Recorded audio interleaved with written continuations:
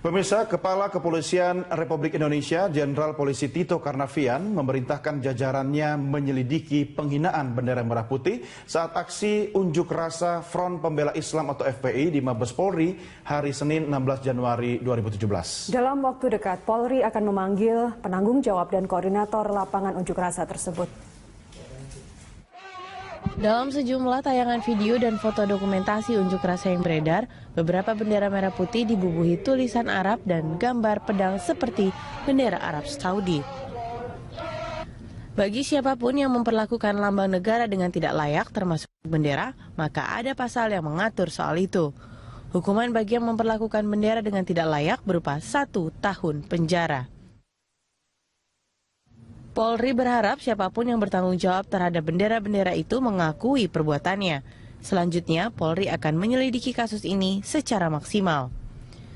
Sebelumnya, dari video yang disebarkan di media sosial, tampak bendera merah putih tercoret tulisan Arab dan gambar 2 bilah pedang menyilang dalam demonstrasi FPI di Mabes Polri. Bendera itu dikibarkan dan diiringi nyanyian lagu kebangsaan Indonesia Raya. Tim Liputan, Berita 1. Fraksi Partai Nasdem, Johnny G. Plate, mengutuk aksi pencoretan bendera merah putih bertulisan Arab. Sebuah foto dan video bendera merah putih bertulisan Arab beredar di media sosial. Meski kepolisian telah menyelidiki kebenaran gambar dan video bendera merah putih bertuliskan Arab yang dibawa ormas beredar viral di medsos, fraksi Nasdem menilai tindakan itu harus dihukum berat. Pasalnya, pencoretan bendera sebagai lambang negara dilarang dan diancam pidana 1 tahun penjara. Selain itu, perlakuan warga negara terhadap bendera merah putih juga diatur oleh undang-undang.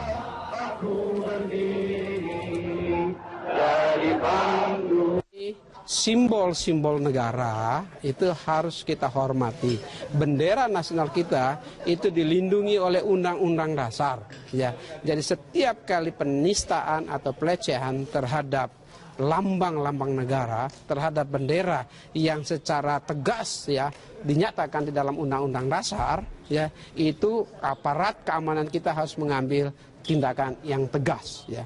Pada beberapa waktu yang lalu kita ketahui di mana Australia saja ya. Kapolda Metro Jaya Irjen Muhammad Iriawan meminta Rizik berhati-hati dalam bertutur kata. Kapolda menilai ucapan Rizik itu dapat merendahkan dan melukai perasaan Hansip. Iriawan sendiri mengaku tidak tersinggung dan tidak terlalu memperdulikan ucapan Rizik yang menyebutnya Jenderal Otak Hansip. Namun mantan Kapolda Jawa Barat itu mengingatkan Rizik atas ucapannya karena berpotensi menyulut kemarahan kalangan Hansip. Sebab pernyataan Rizik tersebut mengandung makna tersirat bahwa Otak Hansip adalah bodoh. Iriawan juga menyindir sikap Rizik yang seakan-akan menjadi manusia yang paling pintar dengan merendahkan dan membodoh-bodohkan pihak lain.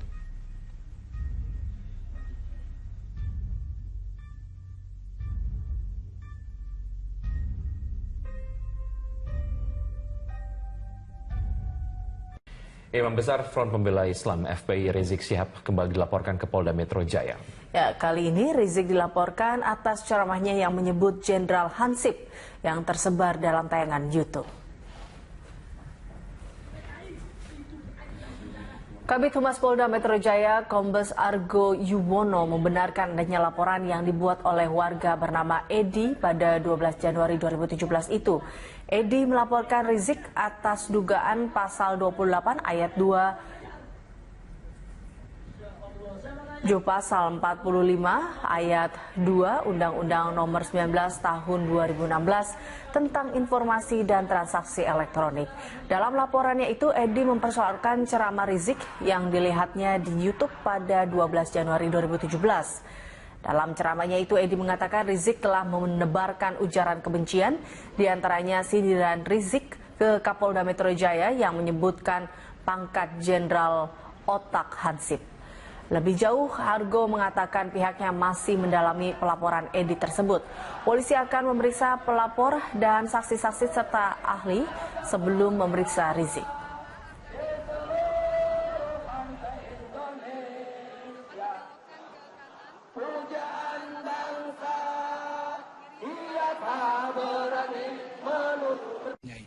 Rizik Syihab kembali dilaporkan ke Barreskrim Mabes Polri terkait dugaan penistaan agama. Rizik dilaporkan seorang wanita warga Kelapa Gading, Jakarta Utara terkait ceramahnya di kawasan Pondok Kelapa, Jakarta Timur pada 25 Desember 2016 yang lalu.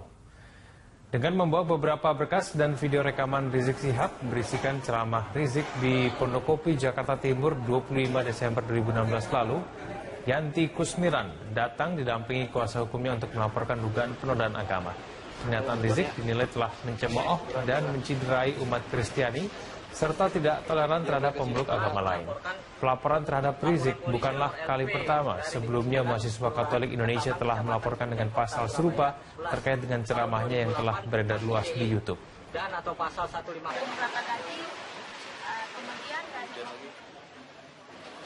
Individu ya, sebagai perseorangan saya datang ke Bareskrim melaporkan saudara Rizik Syihab dengan dugaan penistaan agama. Terus terang, saya sangat mencintai ya teman-teman saya, saudara-saudara saya yang Muslim, tetapi saya tidak toleransi. Ya saya dilukai dengan pernyataan-pernyataan beliau yang di YouTube itu. Beliau menyatakan bahwa Tuhan Yesus itu lahir, bidannya siapa? Kan kami juga terluka. Ya justru karena itu dengan statement seperti ini akhirnya kerukunan antara umat beragama tercerai-berai.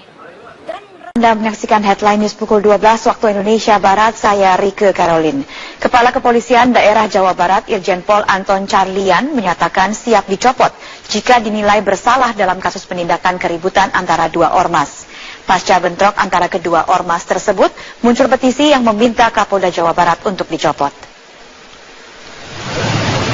Pasca keributan di kawasan Mapolda Jabar dan sejumlah penyerangan di beberapa kota di Jawa Barat antara FPI dan Gerakan Masyarakat Bawah Indonesia atau GMBI, muncul petisi yang digerakkan oleh masyarakat untuk mencopot Kapolda Jawa Barat Irjen Pol Anton Carlian dari jabatannya. Warga menilai Kapolda Jawa Barat tidak bertindak objektif, terlebih setelah diketahui Kapolda Jawa Barat merupakan pembina harian dari salah satu ormas.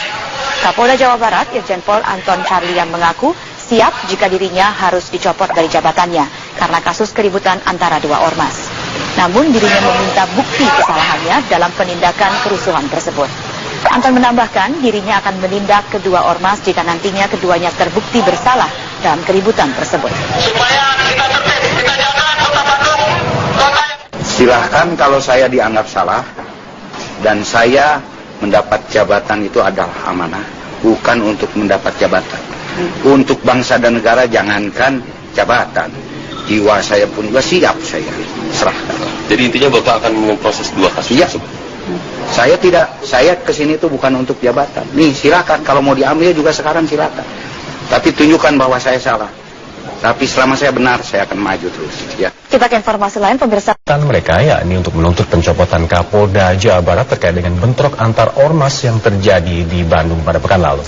Rekan Egit Hapsari akan melaporkan informasi selengkapnya dari Mabes Polri Jakarta. Egit, bagaimana jalannya aksi massa di sana? Lutfi, baru saja masa dari demonstran Front Pembela Islam tiba di Jalan Trunojoyo.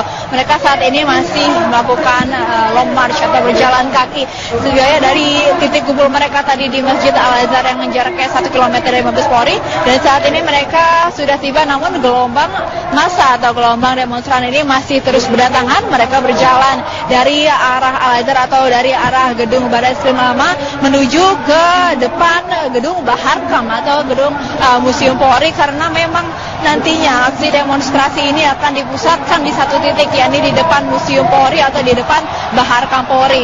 Mereka ini terus berjalan kaki menuju sana sambil berorasi. Dan sesuai dengan tuntutannya yang disampaikan, mereka menuntut Kapolri Jenderal Polisi Tito Karnavian untuk segera mencopot Kapolda Jawa Barat Irjen Polisi Anton Carlian terkait dengan insiden yang terjadi antara massa dari Front Pembela Islam dan massa dari Ormas Gerakan Masyarakat Bawah Indonesia atau GMBI setelah Imam Besar Front Pembela Islam Rizik Syihab diperiksa di Polda Jawa Barat hari Kamis lalu terkait dengan kasus dugaan penodaan lambang negara dan dasar negara.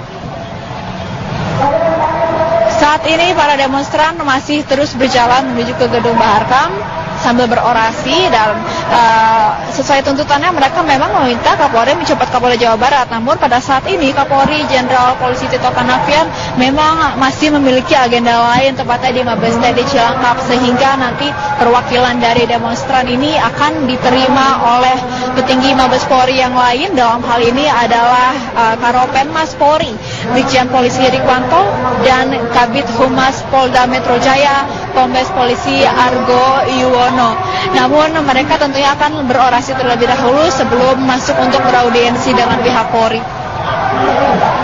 Zufia, bagaimana pola pengamanan yang Anda lihat di sana?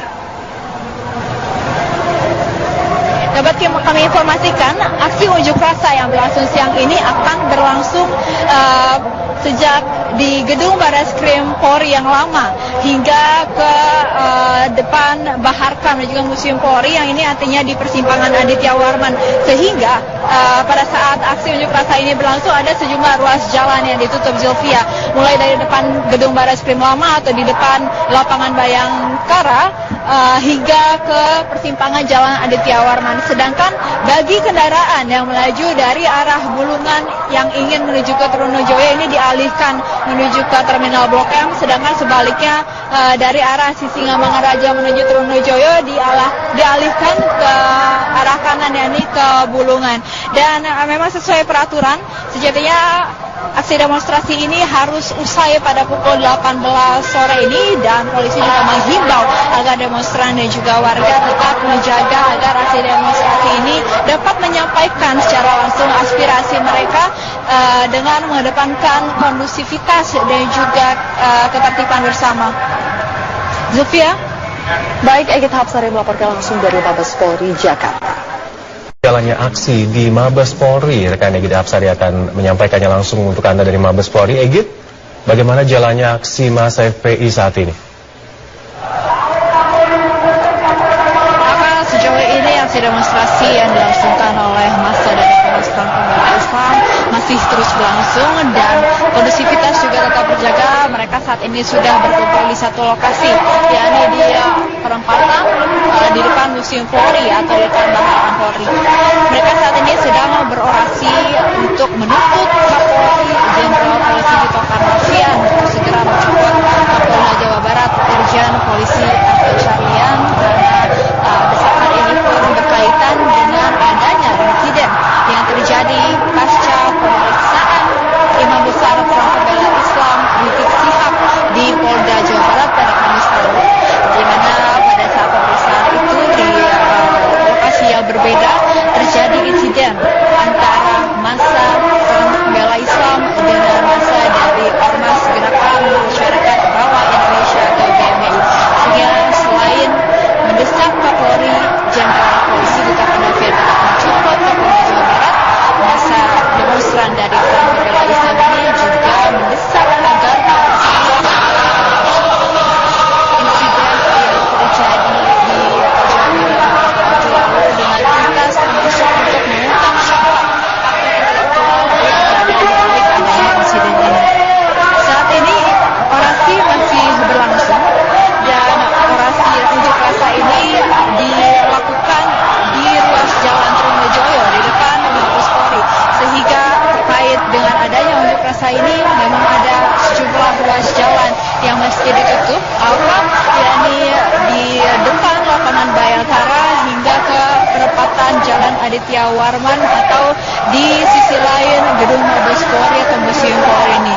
Sejumlah arus kendaraan juga harus dialihkan selama unjuk rasa ini berlangsung, yakni kendaraan dari arah Bulungan menuju ke Trunojoyo akan dialihkan menuju ke Terminal Blok M dan menuju ke Senayan, sedangkan bagi kendaraan yang melaju dari arah flyover Antasari menuju ke Jalan Trunojoyo memang masih dibuka, namun mereka harus memutar balik kendaraan mereka kembali ke jalan di flyover Antasari, sedangkan jalan menuju ke Aditya Warman ini ditutup total. Sehingga bagi Anda yang ingin melintas ke daerah Trunojoyo dihimbau untuk menghindari daerah ini karena aksi demonstrasi ini memakan sejumlah ruas ruas jalan dan diperkirakan akan berlangsung hingga sore nanti. Jadi dari banyaknya massa di sana, apakah Anda memantau ada massa lain selain dari massa FPI dalam aksi ini? Sejauh ini kami memantau massa yang berdemonstrasi di depan Mabes Polri ini berasal dari Ormas Front Pembela Islam, namun beberapa unsur atau elemen ormas atau LSM lainnya diperkirakan juga akan ikut, namun kami belum memantau ada atribut-atribut LSM atau organisasi masyarakat lainnya. Namun mereka ini kompak membawa sejumlah banner, sejumlah poster dan juga spanduk yang menyuarakan desakan mereka agar Kapolri Jenderal Polisi Tito Karnavian ini segera mencopot Kapolda Jawa Barat, Irjen Polisi Anton Carlyan. Dan nantinya setelah berorasi di depan Museum Polri ini mereka akan diterima oleh perwakilan dari petinggi Polri, dari Mabes Polri akan diwakili oleh Karopenmas atau Kepala Biro Penerangan Masyarakat di Humas Polri, Brigjen Polisi Rikwanto, dan dari Polda Metro Jaya akan diwakili oleh Kepala Bidang Humas Polda Metro Jaya, Kombes Polisi Argo Yuwono. Memang sedari awal mereka ingin bertemu dengan Kapolri Jenderal Polisi Tito Karnavian, namun karena hal lain, karena Kapolri saat ini sedang bertugas atau menyelenggarakan agenda di Mabes TNI di Cilangkap, sehingga perwakilan dari demonstran ini nantinya akan diterima oleh kedua perwakilan petinggi Polri tersebut. Baik, Egit Hapsani melaporkan langsung dari kawasan Mabes Polri yang ada di Jakarta Selatan. Terima kasih. Rapim TNI Polri 2017, Presiden langsung menuju ke arena pameran industri pertahanan Mabes TNI di Cilangkap. Ya, apa saja yang menjadi fokus perhatian Presiden Joko Widodo? Kita langsung bergabung dengan Stella Nau di sana. Stella, bisa Anda paparkan apa saja yang disampaikan oleh Presiden Joko Widodo dalam pameran pertahanan tadi? Ya, tadi setelah Presiden Joko Widodo memimpin rapat pimpinan TNI Polri, Presiden langsung menuju ke ruang pameran di Mabes TNI, tepatnya di depan Aula Gatot Subroto. Di situ Presiden menyampaikan dengan perasaan yang cukup bangga, ya, senang karena anak bangsa akhirnya bisa memproduksi sendiri alat pertahanannya. Memang ini bukan yang pertama, tapi ini menjadi sederetan alat pertahanan yang sudah diproduksi oleh PT Pindad, dan jenis yang dikeluarkan kali ini adalah Anoa 2 tipe 6x6 amfibi. Dan Presiden tadi menyatakan bahwa untuk mengembangkan industri pertahanan ini sebenarnya tidak hanya berbicara mengenai jumlah, tetapi juga kualitas. Bagaimana kualitas ini tidak hanya juga berbicara tentang kualitas barang, tapi juga kualitas harga. Jadi ketika kita membuat berbagai macam persenjataan ataupun alat-alat tempur pertahanan yang ada di negara ini, jangan sampai barang-barang ini atau alat-alat ini hanya menjadi konsumsi di dalam negeri, atau jangan sampai hanya disalurkan kepada TNI ataupun Polri, tetapi juga bisa diekspor ke negara-negara lain. Nah, tadi kami juga menanyakan kepada Presiden Joko Widodo, apa sih prospeknya ke depan, bagaimana Presiden melihat masa depan industri pertahanan ini. Dan tadi Presiden menekankan lagi-lagi bahwa jika kita bisa menang pada harga, jika kita bisa menjual dengan harga yang baik, dengan harga yang bagus ke negara-negara lain, misalnya saja seperti tadi kami sempat menanyakan kepada Direktur Utama PT Pindad, Abraham Mose, kemana saja sih sebenarnya negara-negara yang sudah diekspor beberapa alat-alat pertahanan kita. Salah satunya tadi Abraham menyebutkan wilayah Timur Tengah dan juga wilayah-wilayah lain di Asia Timur. Nah, ini menjadi negara-negara yang akan menjadi tujuan pertama persenjataan atau alat-alat pertahanan negara kita. Ketika digabungkan, kita sambungkan dengan pernyataan Presiden tadi, ketika industri pertahanan atau PT, hal ini akan terdengar oleh negara-negara lainnya. Dan juga kelebihan dari industri pertahanan PT Pindad ini sendiri, dan khususnya Anoa 66 ini, amfibi ini, tidak hanya di darat maupun di air, tapi juga bisa dimodifikasi sesuai dengan kondisi dari sebuah negara ataupun kondisi sebuah wilayah bangsa. Misalnya saja ketika berada atau difungsikan di Indonesia, belum tentu bisa digunakan dengan kondisi yang sama ketika dipakai misalnya di Timur Tengah ataupun di Asia Timur seperti negara-negara Jepang ataupun Cina. Ini yang kemudian ke depan akan diupayakan terus oleh pemerintah dan juga dalam hal ini BUMN PT Pindad, bagaimana nantinya Anoa 66 amfibi ini bisa digunakan di berbagai negara dan menjadi salah satu poros penghasilan negara kita di industri pertahanan. Aki. Baik, Stella Nau melaporkan langsung dari kawasan Cilangkap, Jakarta.